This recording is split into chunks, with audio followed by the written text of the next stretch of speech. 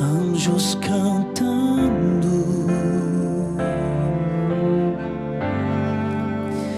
homens louvando,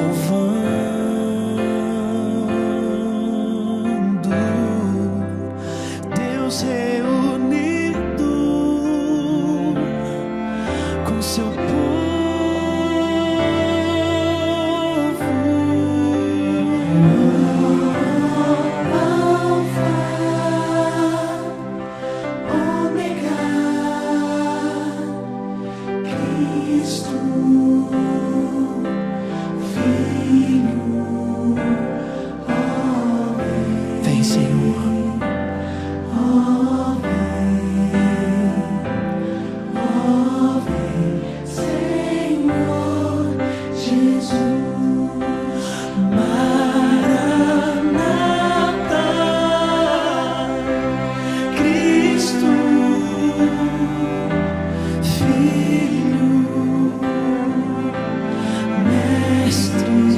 Capítulo 4, aleluia.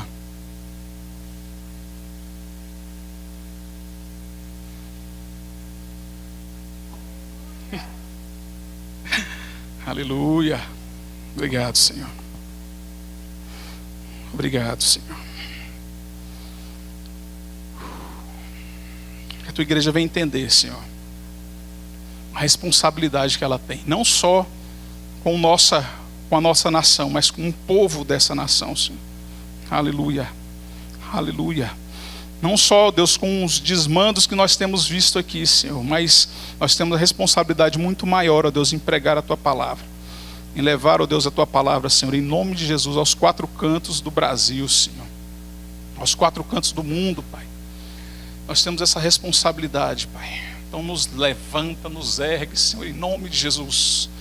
Ergue, ó Deus, uma igreja, ó Deus, que tenha um real compromisso com a Tua palavra, Pai, em nome de Jesus Cristo.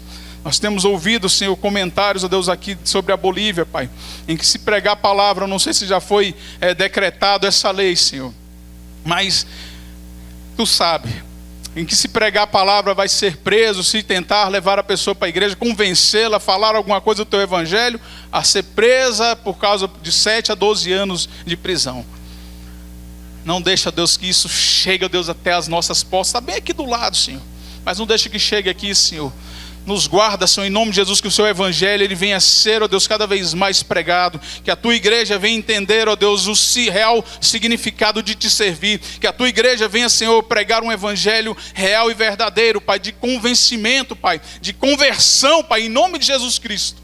Em nome de Jesus, não nos deixa, Deus, enganados, Pai, em nome de Jesus, em nome de Jesus, nós estamos diante da Tua palavra, Pai, a palavra verdadeira e fiel, aleluia. 1 e 2 Coríntios capítulo 4, todos encontraram? Diz um amém aí. Amém. Pelo que tendo este ministério, segundo a misericórdia que nos foi feita, não desfalecemos, aleluia. Pelo contrário, rejeitamos as coisas que por vergonhosas se ocultam, não andando com astúcia nem adulterando a palavra de Deus, aleluia. Antes nos recomendamos a consciência de todo homem, na presença de Deus, pela manifestação da verdade. Mas se o nosso evangelho ainda está encoberto, é para os que se perdem que está encoberto, nos quais o Deus desse século cegou o entendimento dos incrédulos, para que lhes não resplandeça a luz do evangelho da glória de Cristo, o qual é a imagem de Deus. Porque não nos pregamos a nós mesmos, mas a Cristo Jesus como Senhor, e nós mesmos como seus servos, por amor de Jesus. Porque Deus, que disse, das trevas resplandecerá a luz, e Ele mesmo resplandeceu em nosso coração, para a iluminação do conhecimento da glória de Deus, na face de Cristo. Temos, porém, este tesouro. Fala assim, eu tenho esse tesouro. Fala de novo, eu tenho esse tesouro. Aleluia. Temos, porém, esse tesouro em vasos de barro, para que a excelência do poder seja de Deus e não de nós. Em tudo somos atribulados, porém não angustiados, perplexos, porém não desanimados, perseguidos, porém não desamparados, abatidos, porém não destruídos, levando sempre no corpo o morrer de Jesus, para que também a sua vida se manifeste em nosso corpo. Porque nós que vivemos somos sempre entregues à morte por causa de Jesus, para que também a vida de Jesus se manifeste em nossa carne mortal. De modo que em nós opera a morte, mas em vós a vida. Tendo, porém, o mesmo espírito da fé, porque está escrito: eu criei, por isso eu falei. Também nós cremos, por isso também falamos. Sabendo que aquele que ressuscitou o Senhor Jesus também nos ressuscitará com Jesus e nos apresentará convosco. Porque todas as coisas existem por amor de vós, para que a graça, multiplicando-se, torne-se abundantes as ações de graças por meio de muitos, para a glória de Deus. Aleluia, glória a Deus. Você já pode se assentar. Aleluia. Nós temos, ó Deus, nós temos, irmãos, esse tesouro. Qual é o tesouro? Nós somos esses vasos de barro que a palavra está falando aqui. Por que vasos de barro? Por que vasos de barro com um tesouro tremendo lá dentro? Nós temos um vaso de barro com evangelho pulsante dentro dos nossos corações. Nós somos esse vaso de barro, essas pessoas, esses vasos usados por Deus, mas com um evangelho pulsante dentro de nós. O evangelho verdadeiro, o evangelho real, o evangelho vivo dentro das nossas vidas. Aleluia! Nós somos esse vaso, nós somos essas pessoas que são incumbidas de levar o evangelho. Aqui nós estamos falando que por causa da misericórdia de Deus, nós somos alcançados por Ele. Aleluia, nós somos frutos da misericórdia de Deus. Deus olhou para nós um dia, nós mortos nos nossos delitos e pecados, nos olhou e você sabe que Ele mandou Jesus Cristo para nos reconciliar com Deus, porque nós estávamos afastados de Deus, mortos, fora da realidade de Deus, fora da presença de Deus. Mas Jesus Cristo veio nos trazer de volta a vida, nos dar vida e abundância, nos trazer de volta a Deus, nos levar de volta a Deus. Afinal de contas Ele disse: eu sou o caminho, a verdade e a vida, e ninguém vai ao Pai a não ser por mim. É o ministério que nós temos, é o ministério da reconciliação, de ir levar a palavra, falar a respeito de Jesus. Nós temos esse ministério, nós temos esse ministério, nós temos essa palavra dentro de nós. Mas Ele está falando assim, por causa da misericórdia que Deus teve sobre as nossas vidas, nós não desfalecemos, nós não morremos, nós não voltamos atrás, nós não recuamos, mas nós continuamos firmes. Eduardo cantou aqui, o Ministério de Louvor cantou aqui. Eu sigo para o alvo, né? Para um lugar mais alto. Eu já rompi com o passado e eu fico firme, eu sigo para o alvo, eu tenho um futuro, eu tenho algo na presença de Deus, eu tenho algo para me fazer, eu tenho algo para realizar, eu quero ser esse vaso. A igreja tem essa responsabilidade. Aleluia! Nós temos essa responsabilidade de levar a palavra, de falar a respeito desse Jesus Cristo que muda e transforma vidas. Através da sua palavra, que muda, que restaura, que põe de pé, que ressuscita, que faz as coisas acontecerem. Aleluia! Sabe, nós que adquirimos, estamos assim, buscando esse conhecimento, querendo saber o que a palavra diz a respeito do que é o certo, do que é o errado. Ele está falando assim, aqui eu rejeito aquilo que é errado. Olha só no comecinho, ele fala assim: pelo contrário, rejeitamos as coisas por vergonhosas que se ocultam. Sabe, a gente tem que rejeitar o que é pecado, o que é errado. Ele está falando assim, olha, nós rejeitamos aquilo que é errado, nós rejeitamos o pecado. Nós temos que falar a respeito disso. Nós temos que dizer o que está sendo feito, o que é certo ou o que é errado. Há uma responsabilidade da igreja do Senhor em falar a palavra da verdade. Não aquilo que a pessoa está a fim de ouvir, não aquilo que ela está com vontade de ouvir aquele dia, mas ouvir a palavra da verdade. Uma palavra que traz vida e vida em abundância. Essa é a palavra de Deus. Sabe, às vezes a gente acha que Deus, que quando a gente aceita Jesus, que quando a gente se torna evangélico, a gente vira crente ou se torna evangélico, Deus ele vai começar a nos servir. Deus ele vai começar a proporcionar tudo aquilo que eu nunca tive na minha vida. Ele vai me proporcionar um carro 0 quilômetro. Deus vai me proporcionar agora eu sou crente. Deus vai me proporcionar uma casa. Deus vai me proporcionar uma esposa. Deus vai me proporcionar filhos. Deus vai me proporcionar riqueza. Deus vai me dar isso. Não. O servir não é isso. Deus não é o que a pessoa que vai te servir, mas é você que precisa servi-lo. É você que tem que servi-lo. Nós é que temos que servi-lo. Ele é Deus, Ele é Deus. Ah não, agora eu sou crente, agora Deus é que tem que proporcionar na minha vida. Não, meu irmão, é você que tem que ser servo. Ele não é teu servo, não, você que é servo dele. Nós é que somos servos dele. Você sabe por que a igreja está aqui? Você sabe por que existe um ministério na igreja do Senhor? É para servir. Eu estou aqui para servir. Está vendo essas pessoas que estão aqui na lateral? Elas estão servindo, elas estão intercedendo por você. Você está vendo aquele que está ali na sonoplastia? Está servindo a Deus porque está servindo a você. As pessoas que estavam aqui em cima estão aqui servindo a Deus, estavam cantando, estavam servindo a Deus, estavam servindo a você.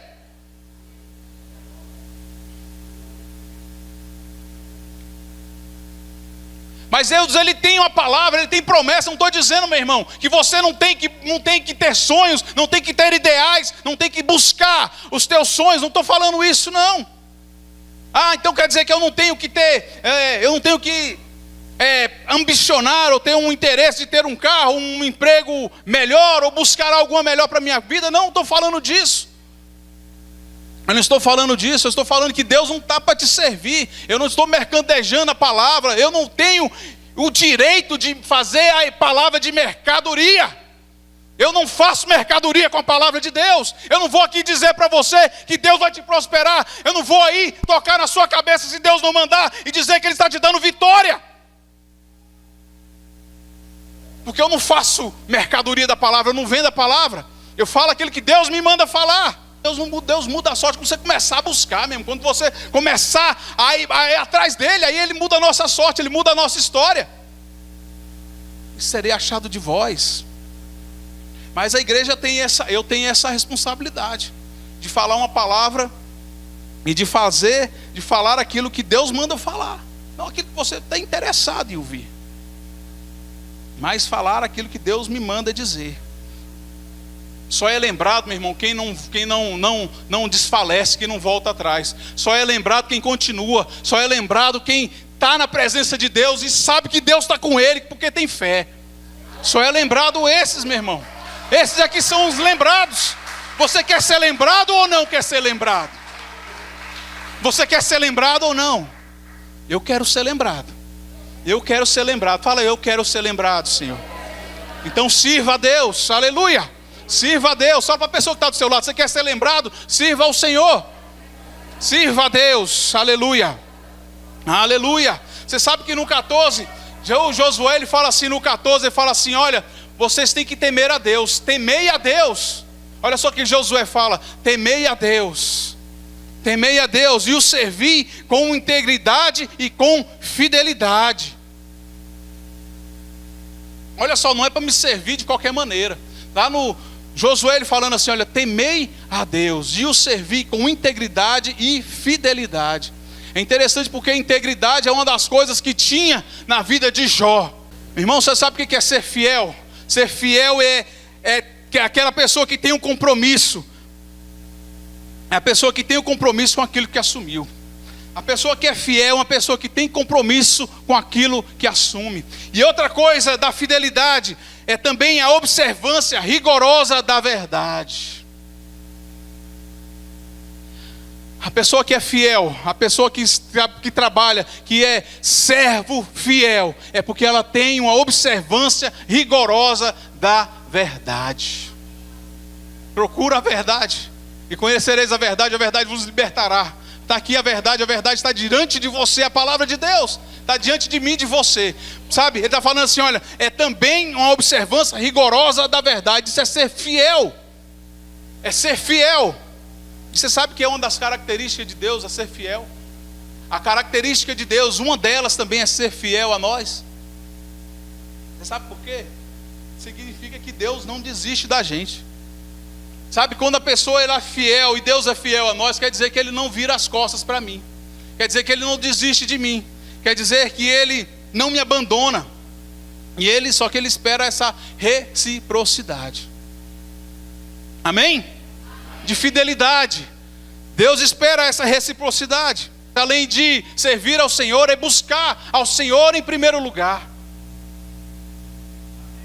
Aleluia. João 6,33, Mateus 6,33 fala isso. Buscar em primeiro lugar o reino de Deus e a sua justiça, e todas as outras coisas serão acrescentadas. Ele está falando nesse contexto Jesus estava falando assim, que as pessoas estavam falando, olha, a respeito daquilo que vestir, daquilo que comer, daquilo que, do sustento. E ele está falando assim, olha, busque em primeiro lugar o reino de Deus e a sua justiça, e todas as outras coisas serão acrescentadas na sua vida. Aleluia. O propósito da igreja também é buscar ao Senhor. Aleluia. Aleluia. Eu vou te falar, eu preciso te dizer algo que é importantíssimo. O reino de Deus, ele é algo que é tão valioso, ele é tão precioso. Buscar o reino de Deus é algo tão precioso. Não é a mesma coisa que você ir ali na esquina e comprar um carro. O reino de Deus, ele é muito mais valioso do que um carro. Ele é muito mais valioso do que uma casa. Aleluia.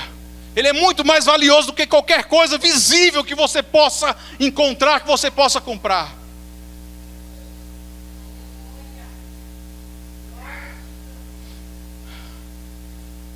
Ele é muito mais valioso, é muito mais precioso. Você sabe por quê? Porque ele foi conquistado, ele foi nos dado por causa do precioso sangue de Jesus Cristo, que é muito mais valioso do que a prata e do que a ouro do mundo todo. Aleluia. Aleluia. Ele foi nos outorgado, ele foi nos dado por causa de Jesus Cristo, lá na cruz do Calvário. E Pedro fala que é muito mais precioso, muito mais valioso o sacrifício de Jesus lá na cruz do que qualquer outra coisa que você pensar. Você lembra, trazendo aqui Provérbios 23, olha, o reino de Deus, ele não é encontrado ali de qualquer maneira. Há um preço a se pagar para conquistar esse reino. Há um preço a ser pago para conquistar o reino de Deus. Para buscar esse reino, a gente não pode buscar de qualquer maneira. Buscar o reino de Deus. Há esse propósito da igreja, buscar o reino. Por que buscar o reino de Deus? Porque quando eu busco o reino de Deus, eu tenho o que falar lá fora. Porque quando eu busco o reino de Deus, quando o reino de Deus... A Bíblia fala que o reino de Deus, ele não é comida nem bebida, mas é paz, alegria e justiça no Espírito Santo de Deus. Paz, alegria e justiça. O reino de Deus, ele não é comida nem bebida, mas ele é paz, alegria e justiça. Eu fico imaginando que as pessoas olhando para mim, eu fico imaginando as pessoas lá fora, porque nós somos esse livro aberto. A Bíblia fala que nós somos uma carta aberta, que as pessoas estão olhando para a gente.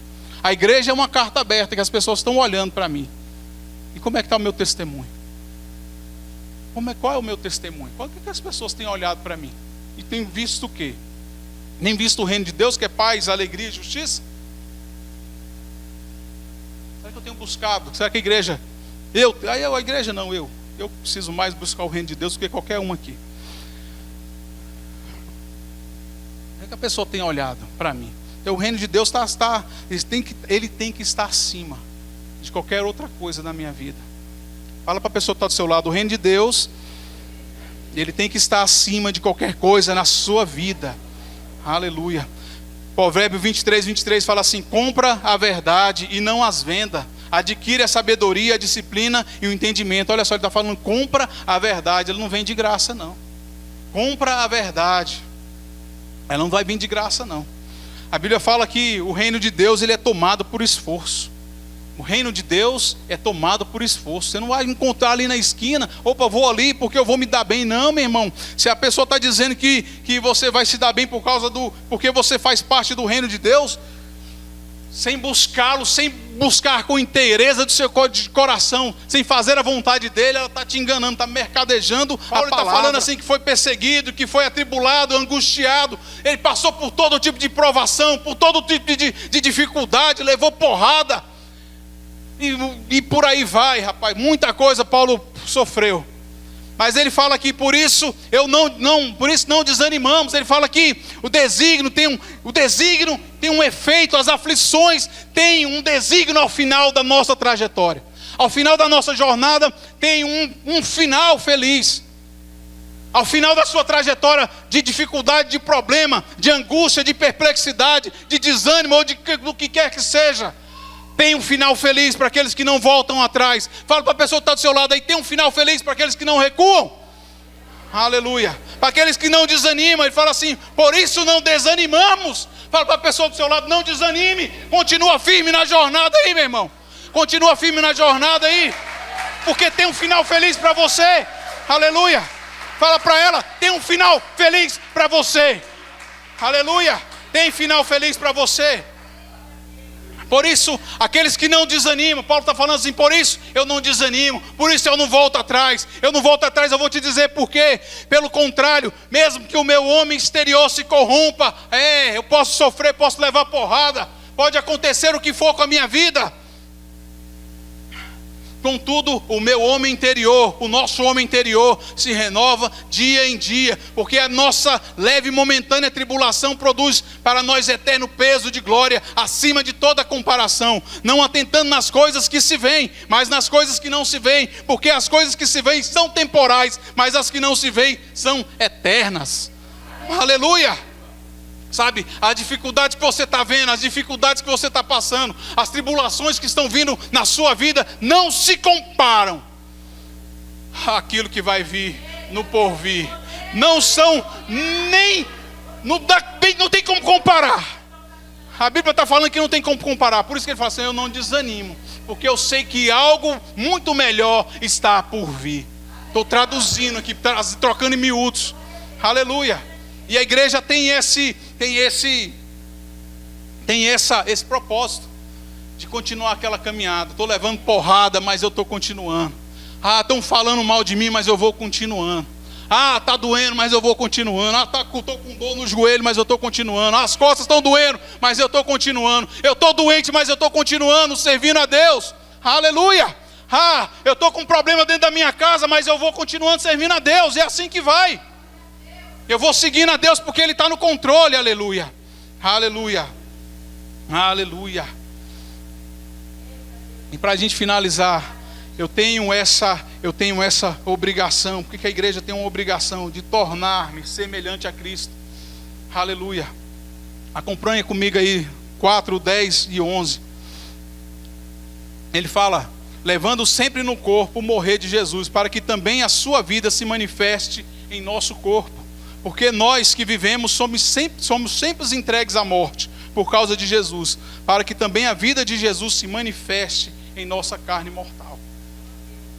Filipenses 3, 13 e 14. Ele fala assim, olha, não que eu já tenha alcançado, não que eu já tenha alcançado o alvo, não que eu já seja um homem perfeito, mas uma coisa eu faço, esquecendo das coisas que estão para trás de mim, eu sigo para o alvo.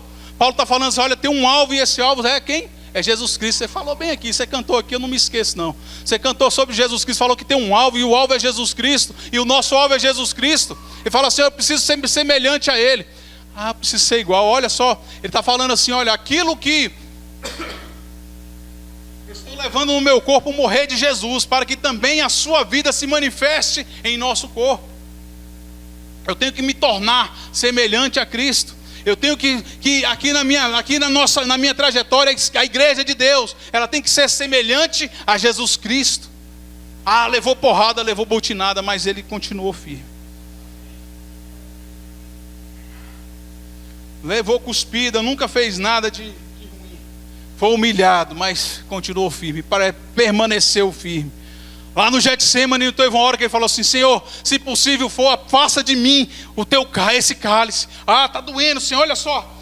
Eu não sei, eu não vou dizer que não estou aguentando, não posso exagerar, não posso dizer, eu não vou colocar palavras na boca de Jesus Cristo. Mas ele falou assim, olha, se possível for, afasta de mim este cálice. Mas antes, seja feita a tua vontade. Nem na hora lá do Getsemane ele voltou atrás não, meu irmão. Ele continuou firme, porque ele sabia, ele imaginava o que ia acontecer com ele. Era porrada, era humilhação, era a cruz. A cruz estava lá preparada para ele. Mas eu vou te falar um negócio, meu irmão, só tem cruz para quem está seguindo a Cristo.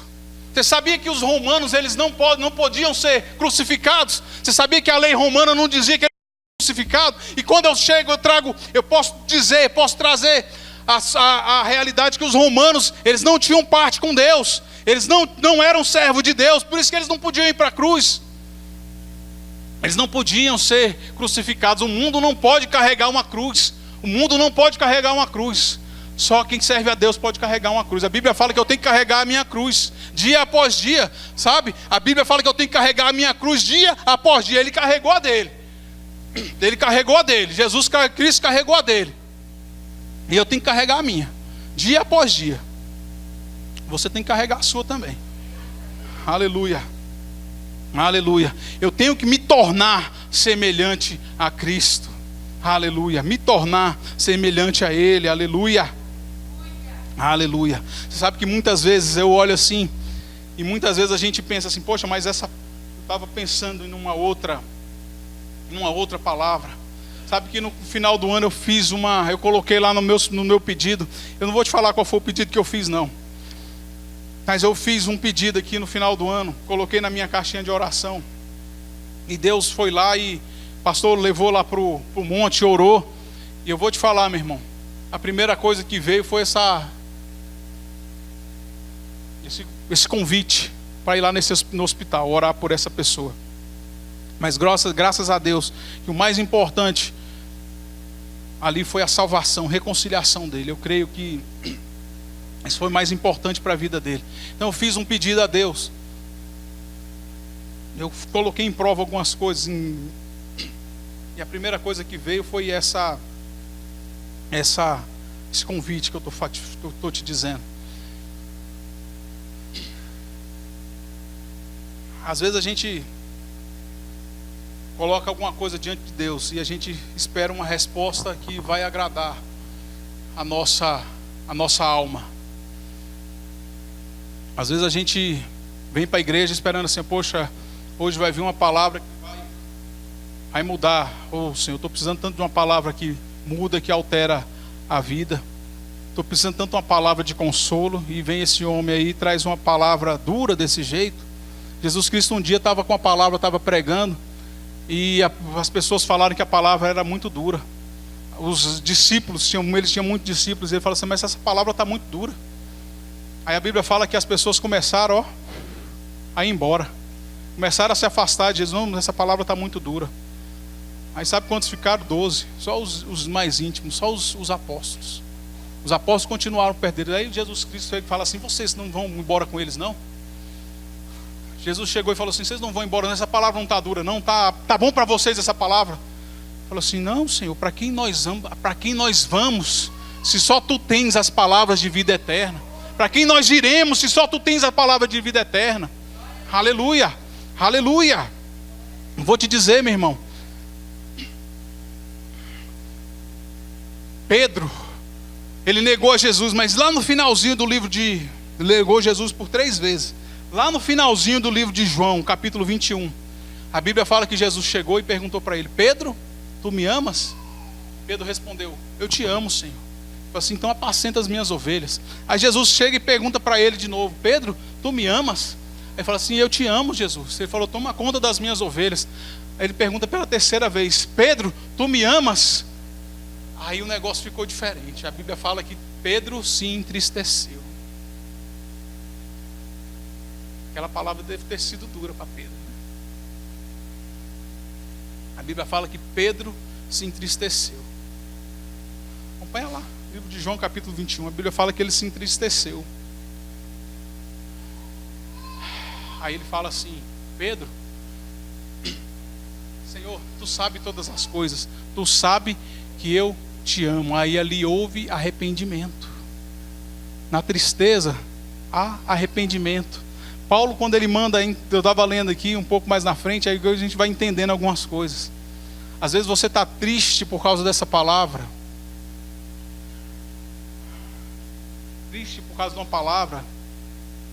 Paulo, ele mandou uma carta para essa mesma igreja que nós lemos aqui. A primeira carta que ele mandou para os Coríntios foi uma carta que ele mesmo disse assim, olha, é uma palavra dura. A um certo momento eu me arrependi de ter mandado aquela carta.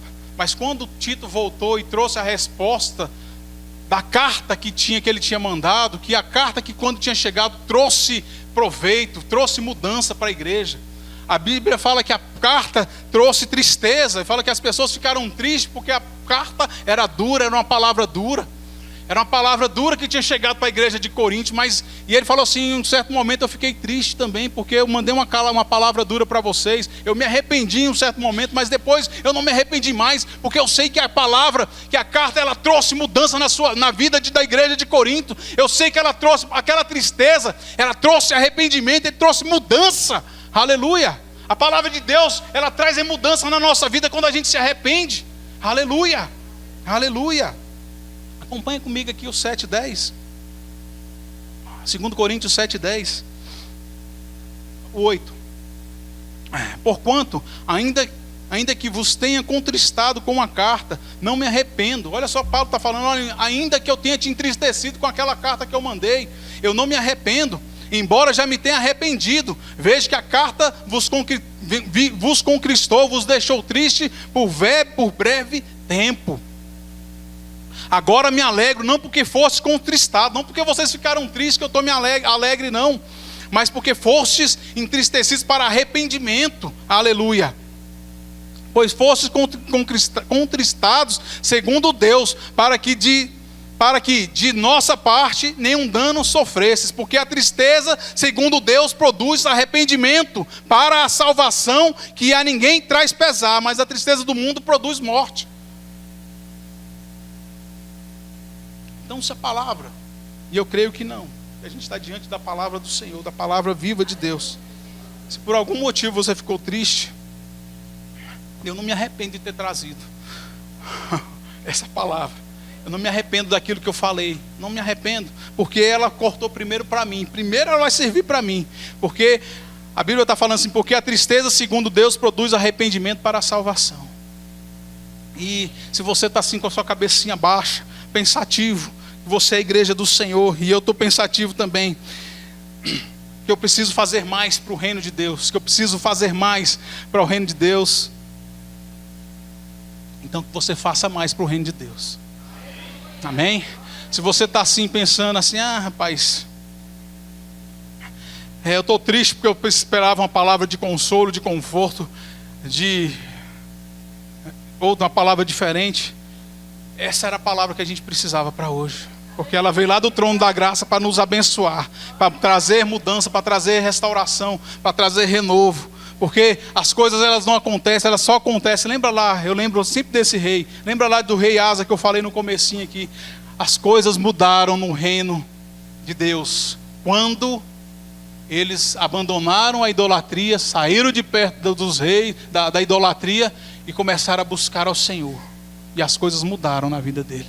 Você quer ver as coisas mudando na sua vida? Comece a buscar a Deus.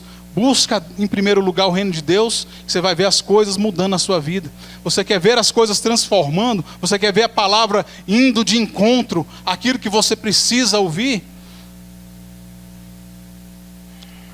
Você quer ver isso? Você quer ver essa palavra trazendo toda a transformação que você precisa, trazendo alegria, trazendo mudança, trazendo consolo, trazendo restauração, trazendo renovo? Busca o reino de Deus.